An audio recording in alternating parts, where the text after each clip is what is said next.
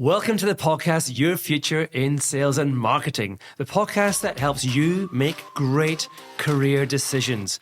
My name is Mike Dixon, and I'm a professional sales and marketing recruiter. I love what I do, but my biggest frustration is seeing too many people not realizing their career potential. In this podcast, I'll introduce you to my network, an amazing group of business leaders from the biggest tier 1 organizations through to some super fast growth SMEs. They'll share their career journeys and give unique advice and insights on managing your career and leading a function and a business. Join me, Mike Dixon of AXR Recruitment and Search, to help guide your future in sales and marketing. Welcome everybody to Your Future in Sales and Marketing, Australia's leading career podcast. Today's guest is Elizabeth Miller, General Manager of Manassen Food Group, a fellow Scot whose career foundations are a wee bit different to most of our guests, but whose pathway to senior leadership is super impressive. Welcome, Elizabeth. How are you? I'm well, thank you. Nice to be here. Good to have you on board. I'm not sure how many Scottish people I've had on board, actually, but into the pod, I must count back. You can't be the first. I'm sure I'm not the first, because as you know, us Scots like to get out and spread the good word. Exactly. We integrate well We do. around the world. But great. Well, guys, I want to get straight into this and a couple of icebreakers for you, Elizabeth. First of all, what business do you admire the most? Well, I think I'll try to be different from anyone else. So I won't say Amazon or Apple or any of the obvious ones. A lot of the articles I'm really drawn to in the newspapers at the moment are around what the forests are doing. I really find that, to be such a leading voice in renewable energy when your background is from heavy mining is quite a bold business move to make, and is clearly, not without some challenges. So I really follow with interest some of the work that the forests and Tatarang are doing. Interesting.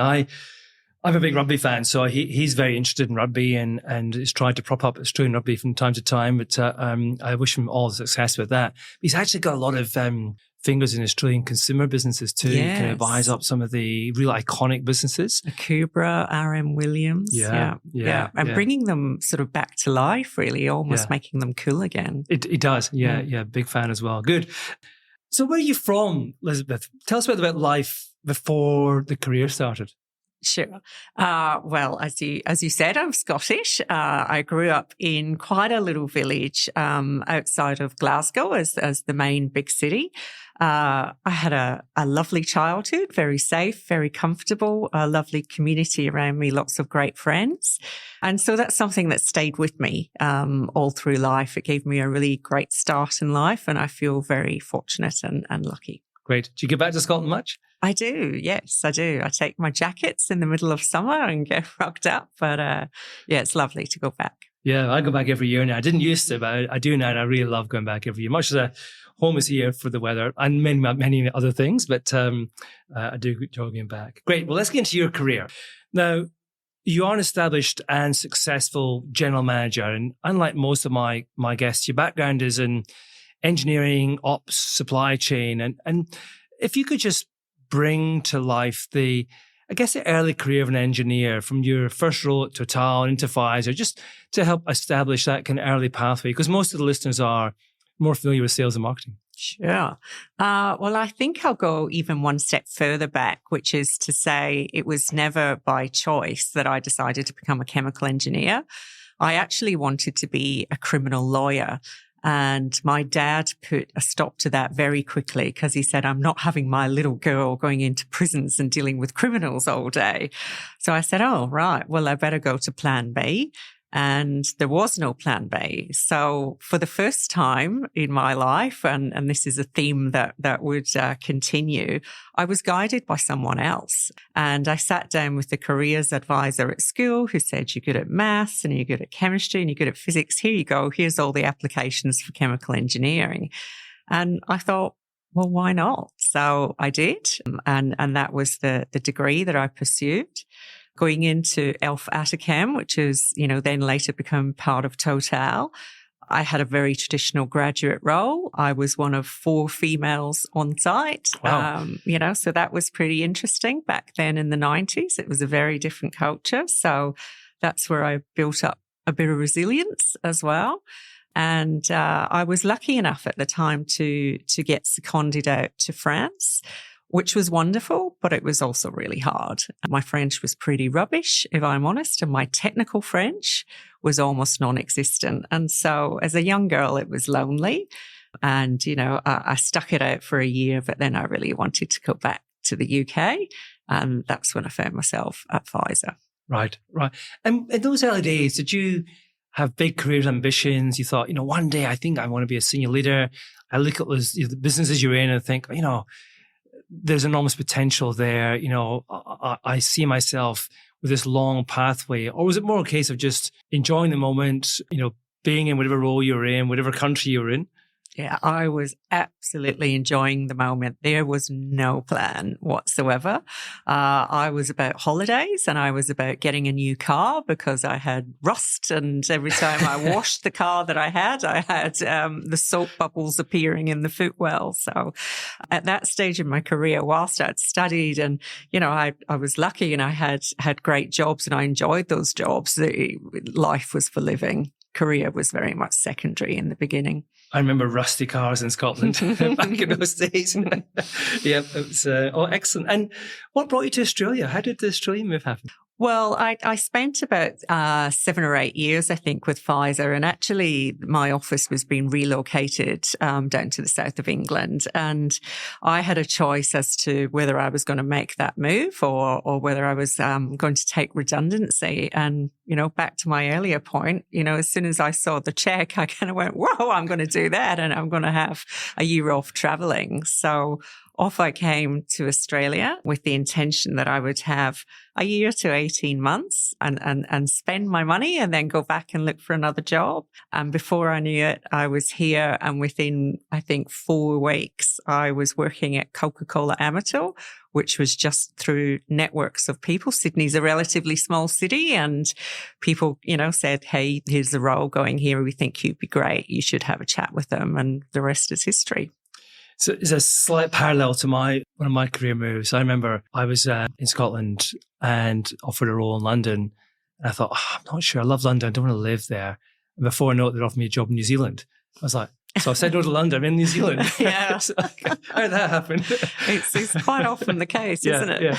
But so into FMCG, into CCA as it was at the time. Yep. What were you doing were you still kind of using your operational engineering kind of skills back then? Yeah. Probably Pfizer was actually the defining sort of organization that really sort of opened up the concept to me of cross-functional experience. They were a really progressive organization to work for and gave me the opportunity to get close to the sales team as part of my engineering role in a pharmaceutical business. And, it opened my eyes into, the fact that I kind of went, hey, being an engineer is great, but it's kind of dull, to be honest. And all the cool stuff's happening over here. So when I came out to Australia and I started at CCA and I remember the first interview I had, and the lady who interviewed me is actually now one of my best friends. So she'll laugh when she's listening to this. But, I really sold myself that I've got these technical skills, so I'm really logical, but, I understand the market. I understand, how things, are marketed, how they're sold. And she was like, great. You're in. And what did you do? What was your kind of first role like? My first role was, I think it was called senior analyst. Right. And it was in what's called the operations development team. So essentially, Coke Amatil was going through a huge period of growth at that time, like phenomenal growth. And the factories couldn't keep up. We literally couldn't supply the consumer demand. And so my role was to work with the sales team to get the long range forecast. So I'm not talking about producing, to sell to retail, but what were they going to sell in 3 and 5 years' time? And then essentially build warehouses, factories, everything, all the infrastructure that we needed to actually support that growth. So that was my role, was that conduit, and then writing the business cases, taking the business cases to the CEO, getting them signed off. That's very cool. That's a great job. Yeah, I still drive past Northmead Warehouse and go, I worked on that. Yeah. That's really, really interesting. And because your career was pretty lengthy at CCA, you as well going to talk about a couple of the roles because, and that's the beauty of working for large businesses. There's always lots to do. Yeah. Particularly if you do a good job and are successful. Yeah. You find yourself as head of new product development. I did. Which again, strategic, interesting. Talk us through that role. It's another example where I was almost not necessarily at a crossroads. I was loving my job, but I kind of knew it was probably time to do something else. And there was lots of interesting roles within Amatil, and they again really encourage people to take risks and to take cross-functional moves. And the sales director at the time actually said, if you ever want to be anything in this organization, at the end of the day, it's a sales-led organization. So you need to go and get some experience in sales. And I said, great. Okay, right. I'll go and get a job in sales. And he's like, no, you're an engineer. No one's going to hire you in sales. It's like, you have to work out how you're going to get there. And I was like, oh, okay. And then he clearly knew what was coming up because there was a bit of a restructure, and then the new product development team. Planted a seat for you. Yes, the new product development team came under his remit, and lo and behold, there was a vacancy, and it was the perfect role for me because I could use, again, all of the logic and the understanding of supply chain and how products go to market. But now I was adding to it the marketing side, the consumer side, the category insights, working really directly with the sales team on go-to-market plans. So that was a fun job. Yeah, real accelerator role in that commercial thinking and breadth. Yeah. Same philosophy in the next role, which is head of customer marketing, which looks like another broadening role. Was that was that sprung upon you, or did that happen in a more planned manner? No, it wasn't planned, and it doesn't sound like I've put much thought into my career, does it? But it all comes together. Yeah. I actually had a baby in between. Right. So I had been on maternity leave, and when I came back again, it was another phone call where it was like, hey, we've restructured and we've got these roles, and it's running sort of the trade marketing for all these really cool groups of customers. And this will actually give you not just working with the internal sales team, but what this gave me was working directly with customers for the first time. So actually going into customers' buildings, their outlets, their stores, and building joint plans with them. So I went, yeah, sure, that'll be cool. Let's do that. So then that was the next role. Fantastic. And you were in that role for quite a period. So you either enjoyed it or there was lots to do. It was both. And unashamedly as well. I had a new baby, kids and daycare and drop-offs and sandwiches and everything else. So there's times in your life where it's actually okay that you sort of go, it's not about me at this point in time. I need a job that's fulfilling, that I'm really enjoying and where I'm adding value, but I don't necessarily need to progress at that stage. And that's absolutely where I was at that point in time. Agreed. I think it's fantastic. And nevertheless, when you were ready, it felt, you did step up to the GM level and your first GM role was leading the food and entertainment business. Yes. So for those of us unfamiliar, describe what is that business, or what was that business at the time, and what were you trying to achieve with that business? Yeah. Well, that business at the time is all contracted customers, so large national or global customers that are not retail. So if you think cinemas, hotel groups, all the quick service restaurants, things like that, where, it's exactly what it says on the tin. It was food or entertainment is where people were out and about in their leisure time. So that's a big business, I imagine, for CCA. Big business, lots of customers. I think there was about 230 customers, under my remit. So there was a lot to it. And those customers, some of them were big global customers with really structured ways of doing things. Some were smaller, local, needed a lot of help along the way, and actually looked to us as a partner to bring them that help. And so really for me, the objective of that role was to have a Coca-Cola in the hands of people who were out and about, in leisure, and to truly be a partner to our customers. So not to sort of say, I'm selling you something so that then you can on-sell it, but how can you and I work together so that you grow and we grow with you? So to bring that customer mindset into the business, customer first. And was it a big leadership role, Liz? Did you have lots of people working for you in that role? It wasn't as big as you think, because the field force actually sat separately at the time. So what I had was a fairly large group of national business managers reporting directly into me at that time. Yeah, great. Okay. After that role, so 18 months or so in that role, you were then asked to run the Never Fail Spring Water business, which is really different. It's a B2B business. Really different. In a B2C organization. Correct. Yeah. So it feels a little bit incongruous to some extent with the organization. And indeed, I think, from our previous conversations, your role was to potentially look at, do we decouple this? What do we do with it? Yeah. That's a different challenge. So take us through the mandate you had and what did you do with it? Yeah.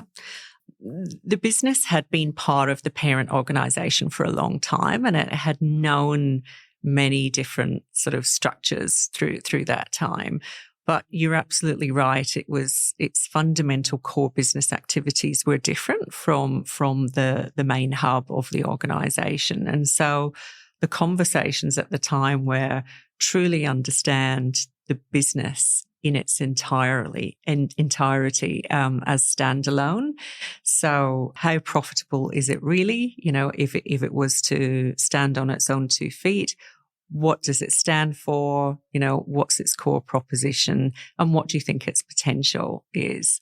And that was, one of the most engaging, interesting, exciting and hard roles that I've ever done, because it's incredible to be able to actually get your arms around a whole business and really sort of it's almost like sort of, taking apart all the pieces of a car to really understand all the component parts and then building it all back up again. It was really interesting. And you add in the fact that it's a workplace water business, and COVID hit when you were running it and figuring out what to do with it, and people weren't going to work. So that must have been pretty complex to work through as well. That was hard. It was enormously hard. I mean, that I think took us all by surprise. The lockdown came, people stopped going to work, and we supplied workplaces. In fact, half of the business was supplying places that we could no longer access. And so trying to work out, how you keep a business viable, how you continue to service the customers that do still need you, because we were supplying hospitals and lots of places like that too, was enormously challenging. But, some amazing things came out of it. The business still used cash. When I joined in 2019, we found a way to remove cash entirely out of the business within a week in March 2020, because no one wanted to touch banknotes. Yeah. So it's incredible how those times can actually force you to really come together as a team, but also to be innovative and problem solve. Great. And where did the business end up? Out of curiosity, if you can say, did you manage to decouple it, or? It did. It's still part of the parent organization, but it's thriving as a standalone. There's no doubt COVID had an impact, but there was strong growth plans coming out of COVID, and there's lots of areas of the market where Never Fail obviously is thriving and is a market leader. Fantastic. Well done. Great job. And that brings us up to kind of current times, pretty much. We talked right at the beginning that the general manager of Manassen Food Group, but that's just 4 months or so you've been to that role. Yes. So again, most people in the pod FMCG oriented probably heard the name Manassen. They might not be able to describe it well. Yeah. So if you could just describe us to the listeners, what sort of business is Manassen? size, structure, just to give a kind of framework for the rest of our conversation? Yeah. Well, I'd never heard of Manassen either before I joined, but I'll try and give you an overview of what Manassen is today and what we aspire to make it tomorrow. So essentially it's a food company, and we both grow, we make, we import, we sell, we distribute, and we market some of Australia's favourite food brands. So there's multi-facets to it. You probably heard me say grow. So under Manassen is the Sunbeam business, which many of you may use. Our sultanas, our raisins, our apricots in your cheese platters or in your baking.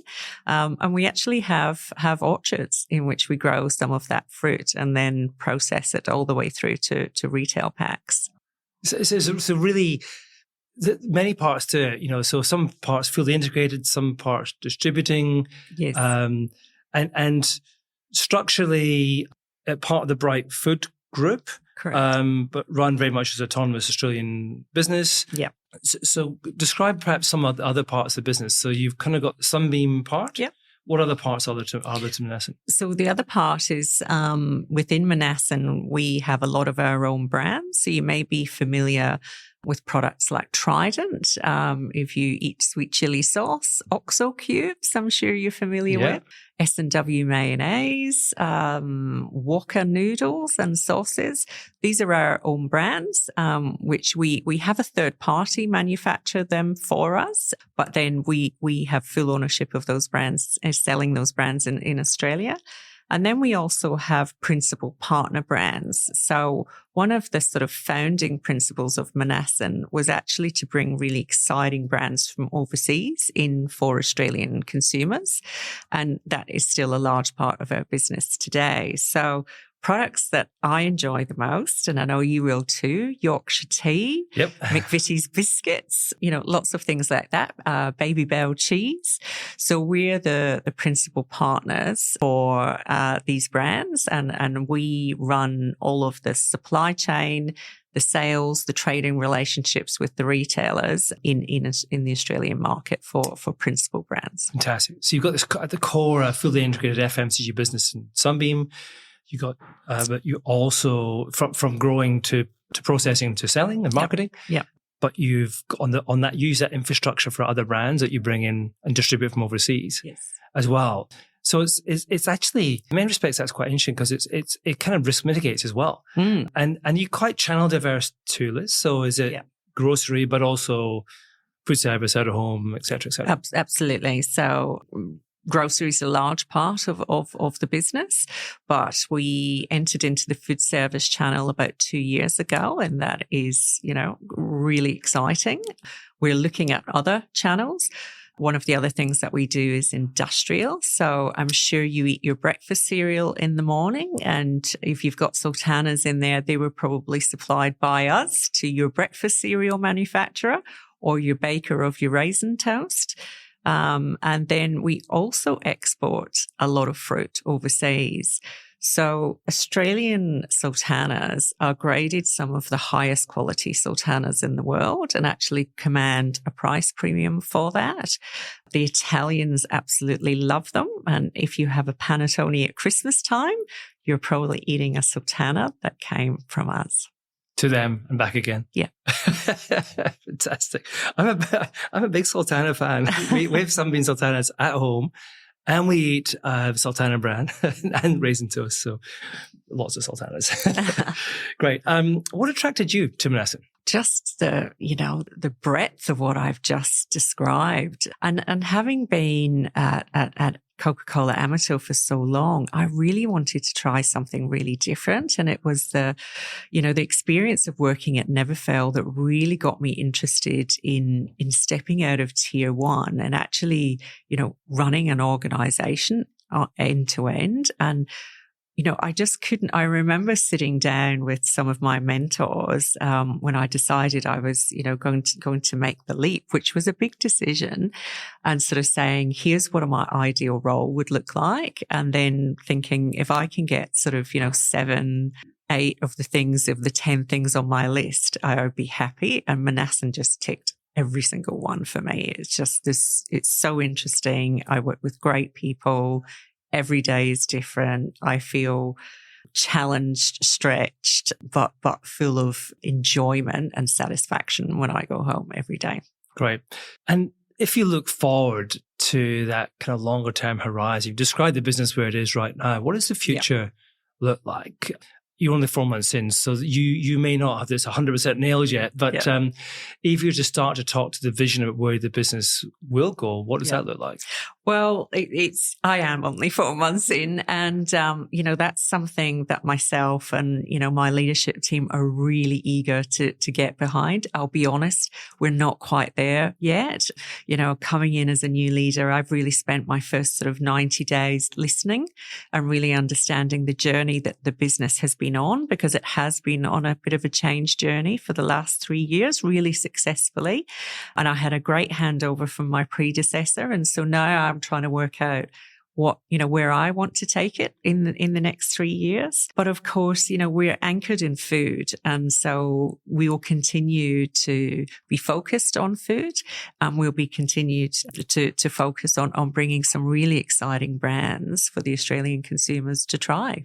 Great. And in a business like Manassen, where you are it's not a small business, it's a large, complex business, bigger than most people assume. Yeah. You are part of a bigger group, but do you have that kind of strategic autonomy to set that vision about what you want to do? Absolutely, yeah. And that was one of the things that attracted me to the role. I mean, obviously I was interviewed by my boss, and I just knew in an instant. And I often have this when I interview people, I kind of know within the first 10 seconds, I knew I wanted to work for him in the first 10 seconds. And it's just wonderful to have the support, but the autonomy, to lead that business. Well, certainly the team you're putting together is very impressive. We won't talk to the names because that's still happening. But, I think obviously there's a few, you're managing to kind of set that potential to that leadership group, because you're attracting some really, really good people. And I'm sure that's part of the plan to keep that going. I'm curious, when you do start a new role at a GM level, compared to someone coming in at a more junior level, a lot of our listeners are master account managers or category managers or, brand managers. Do you get more insights? Do you are you exposed to more of the business? So your decision is kind of multi-layered, or is it still a case of, I've got to just believe what I see here when I'm meeting the people I'm meeting? Yeah. I would say absolutely not. I think the more junior you are in your career, the more you get a structured induction plan and, someone really coaching and guiding you to sort of say, here's how you do the role. Here's who you need to talk to and we'll help you. When you're the boss, you're it. You've got to work it out for yourself. That's quite lonely, isn't it? It is lonely, and it's all about asking the right questions. Yeah. But more importantly than anything, and I just touched on it, you've got 2 ears and one mouth. Use them in that ratio. You've got to listen. No one can sort of come in as a new GM and just kind of go, right, I've got the playbook for how this business is going to run. You've got to take the people on the journey with you. And that's all about listening. Yeah, I think some do go in and say they've got the playbook, Liz, but you talked before your first 90 days, which you're probably just through, not much through that, but it's a case of just sitting back and asking questions and withholding judgment. Yeah, it is a lot of that. Like any business, you don't necessarily always get the luxury of doing that. So there's BAU You've got to do things, make decisions. Yeah, the decisions have got to be made. And, I was making a few in my first week where we were talking about importing prunes. And I was just going, I have no idea. I really don't know. But that's where, again, it's about sort of the quality of the questions that you ask of your team, because your team probably know, but it's about getting the balanced view and all the different perspectives from the team as well. Yeah, I think for many people who are in senior leadership roles, I think that being the expert is a tough thing to be when you're new to it, because you're not always the experts. People around you are the experts. It's the questions you ask and how the relationship you build and the trust you can create to get the right advice to make the decisions coming from the experts. Yeah, because you can't be brilliant at everything. But you're ultimately the decision maker as well.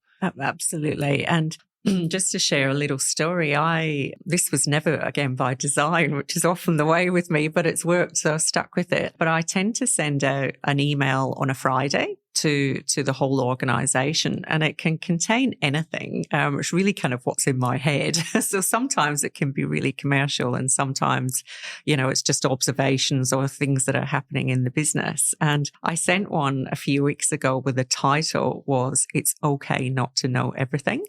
And, I spoke to the fact of the, me going through my first 90 days and my level of discomfort at sitting in meetings and not having the answers, and not being the smartest person in the room, and how that's actually okay. It's a good thing, because you really get to understand everyone else in the business, and you get to ask the questions that people haven't asked for a while. And it was one of the emails that I got the most feedback from. My phone literally didn't stop ringing from the minute I sent it out, with people going, "We've never been told that before, that it's okay not to know everything. We thought we just have to always have the answer." I think it's great. One, I love the email concept, just what's in the MD's head. And I think that's very genuine. Then I think the kind of vulnerability-based approach as well. So it encourages others. Yeah. To do exactly that, to say, like, it's okay to ask. In fact, it's far better to ask questions than to assume. Always. Yeah, good. But as you say, you have to make decisions. So do you, as a GM, kind of think, well, okay, there's some stuff I'm going to have to prioritize here. I'm going to have to get my head around this faster than this. Yeah. In terms of how you go through it, is there a model you do work with in terms of how you kind of gather that insight? Oh, of course. And, I'm quite a calm and quite a considered person. Maybe that's the engineering background in me. And I like facts and I like numbers.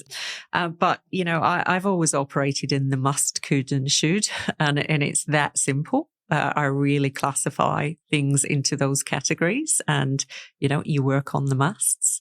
And where it's a could, often it's hard because that's where people's pet projects and, all of these things come into, and you can go, we'll get there, but we're just not going to do it right now. Mm-hmm.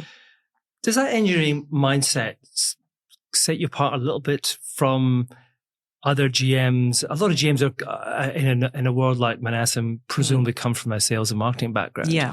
To have somebody who's clearly got sales and marketing skills, but who's come from this engineering ops background, who thinks a little differently. Does that create a different kind of just framework of operating?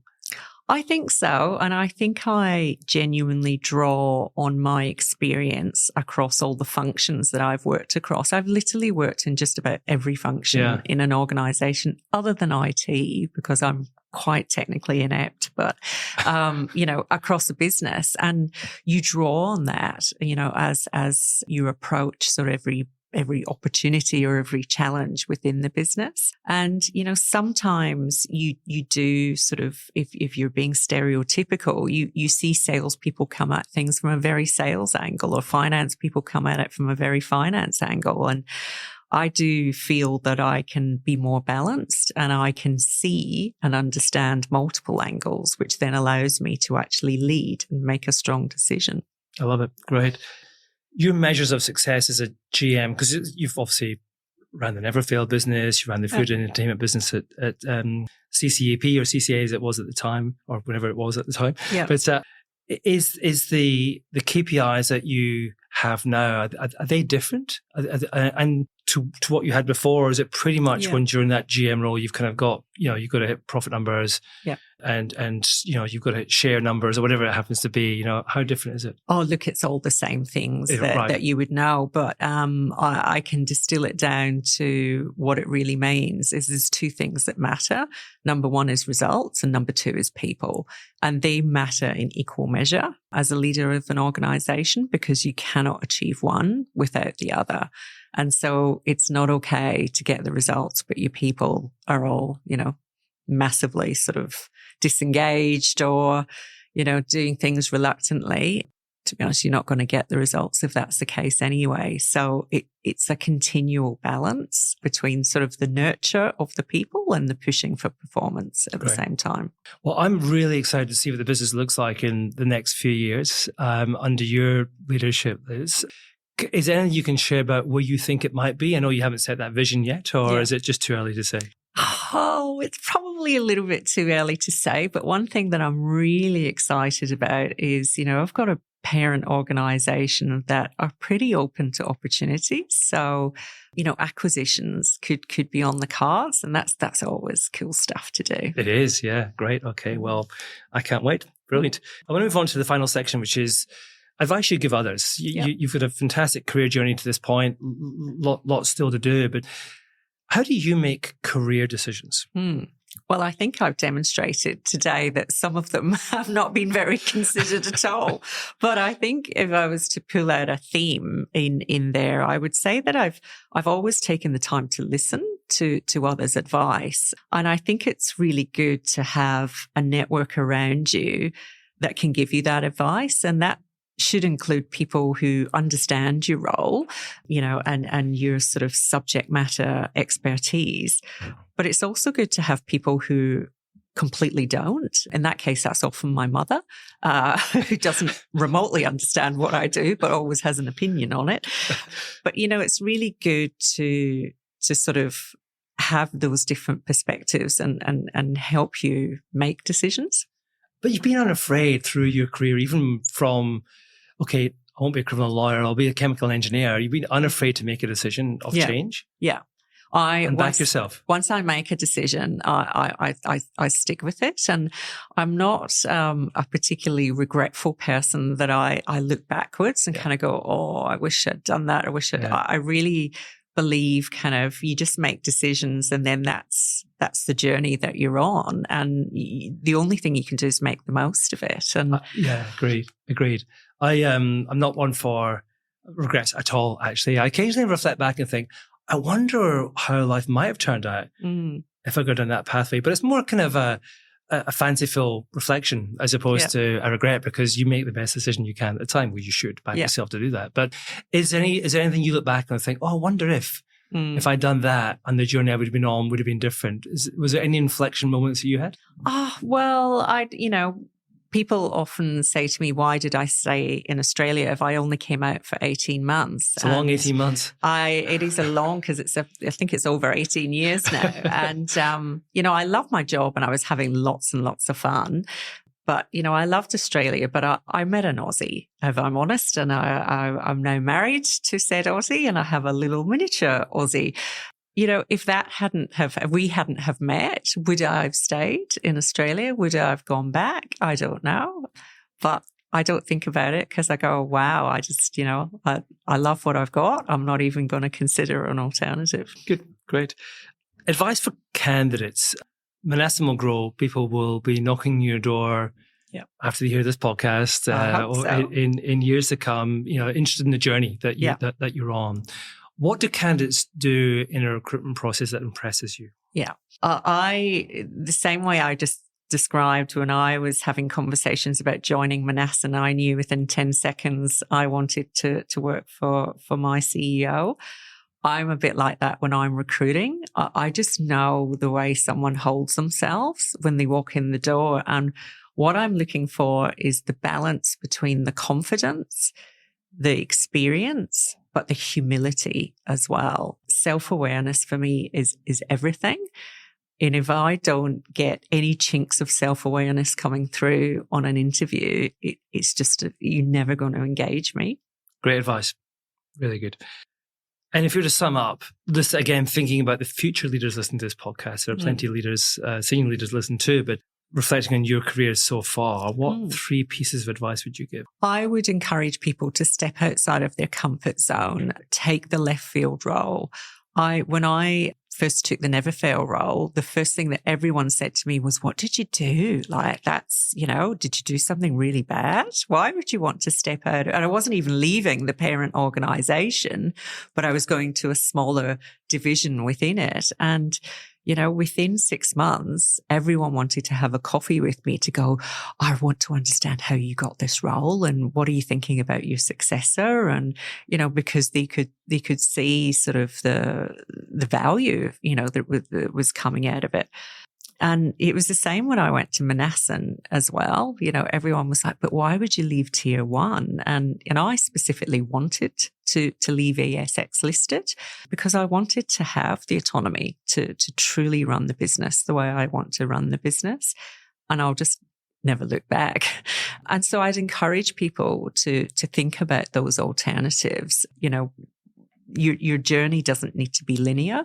I think it's richer if you take some deviations along the way. Great. Good advice.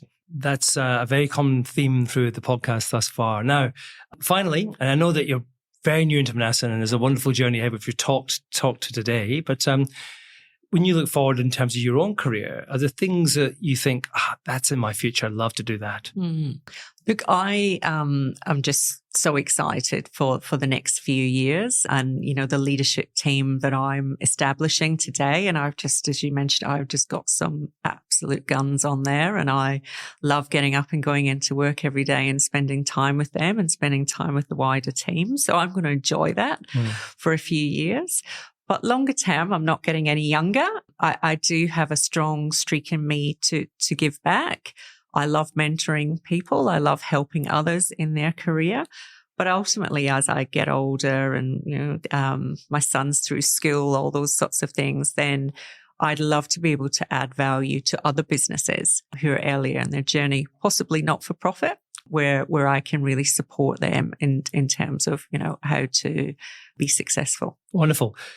I wonder if you'll get a few requests, I'm sure you will, on LinkedIn, having listeners heard this story and journey, Liz, and a few knocks on your door saying, hey, I wouldn't mind if you would give me a bit of a career advice. So that mentoring thing might come at you faster than you think. But thank you for the conversation. Really enjoyed it. Loved hearing about your journey. Very excited about Manassen. For those of you who are probably wondering about the team, watch the Sales and Marketing Collective. It's a report we put out once a month, which charts who moves where, what interesting moves are happening. There'll be at least one interesting name on that in next month's report, which will be in addition to the Manassen team. Now, we have lots more leaders to talk to in 2024, guys. You'll be hearing from the Chief Customer Officer of Ingham's, Mark Powell, Marketing Director from Manassen Foods, Rachel Humphrey, and GM of Naked Wines, I'm a customer, Paul Connell, to name a few. Liz, that was fantastic. Really enjoyed the conversation. Thank you. It's absolutely my pleasure. That's all right. Guys, we're passionate about your careers, you know. To sense check your pathway, reach out to me or any of my team for a career conversation to help us guide your future in sales and marketing.